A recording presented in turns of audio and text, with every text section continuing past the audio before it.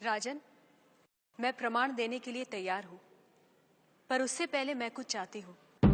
क्या चाहिए? थोड़ा दूध।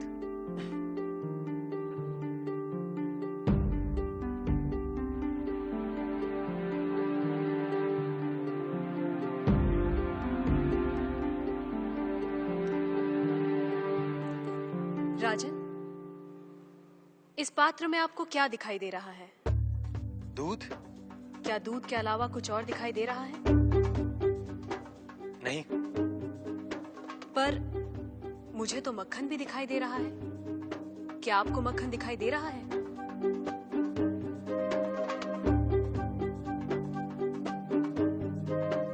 नहीं। पर राजन, क्या इसमें मक्खन नहीं है?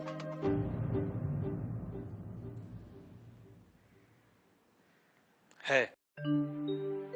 जैसे दूध के कण कण में मक्खन है, मक्खन के कण कण में घी है, वैसे ही ईश्वर सृष्टि के कण कण में भिन्न भिन्न रूपों में है, जो है पर दिखाई नहीं देता। जैसे दूध से मक्खन पाने के लिए उसे मथना जरूरी है, उसी तरह वेदांत के श्रवण, वेदांत का मनन और उसके निहितार्थ पर निरंतर ध्यान के द्वारा ही ईश्वर का अनुभव किया जा सकता है। राजन, क्या आपके पहले प्रश्न का उत्तर आपको मिल गया? मैं मान लेता हूं, पर वो किसे देख रहा है? किस ओर देख रहा है? क्या मुझे एक जलती हुई मोमबत्ती मिल सकती है? राजन, ये रहा आपके दूसरे प्रश्न का उत्तर। प्रकाश की ये लौ कहां देख रही है? किसे देख रही है? ये सभी को देख रही है। सभी और देख रही है। राजन, जिस तरह इस मोमबत्ती का प्रकाश चारों ओर फैला हुआ है, उसी तरह ईश्वर की चेतना चारों ओर फैली हुई है, और उसी चेतना के कारण हम चलते हैं, बोलते हैं और सुनते हैं। जैसे ये प्रकाश सभी ओर देख रहा है, वैसे ही ईश्वर सभी ओर देख रहा है।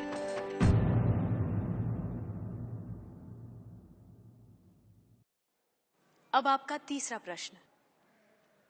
वो इस समय क्या कर रहा है?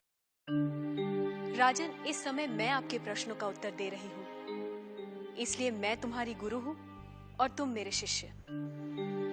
पर मैं खड़ी हूं और तुम बैठे हो। यदि अपने प्रश्न का उत्तर चाहते हो तो तुम्हें मुझे अपना आसन देना होगा।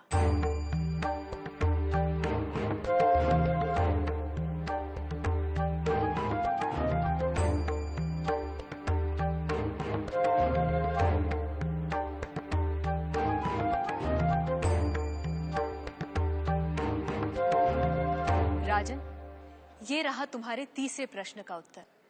कुछ देर पहले आप सारे मंदिरों से मूर्तियां हटवाने का विचार कर रहे थे।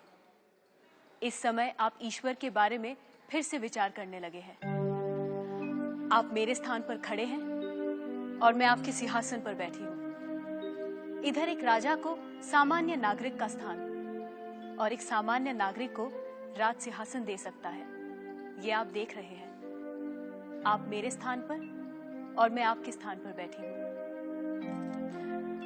ईश्वर इस समय ये करवा रहा है, उस अनंत और असीमित शक्तियों के स्वामी, जिसने ये सुंदर, अद्भुत, विस्मयकारी और महान संसार रचा है, जिसमें सूर्य, चंद्र, तारे, ग्रह, नक्षत्र अपने अपने स्थान पर स्थिर और गतिमान हैं, जिसके कण कण में एक व्यवस्था है। ऐसे शब्दों और ज्ञान से परे ईश्वर के लिए क्या संभव है? कहिए राजन, क्या मंदिरों से मूर्तियां हटवाई जाएं?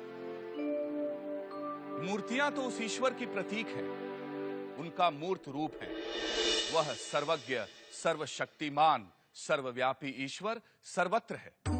किसी ने उसको पत्थर में पाया, किसी ने पेड़ों में, किसी ने शब्दों के माध्यम से, तो किसी ने प्रार्थना करके। वही परमात्मा अनेक नाम, रूप और गुणों में व्यक्त होता है, और कोई उन्हें अरूप और निर्गुण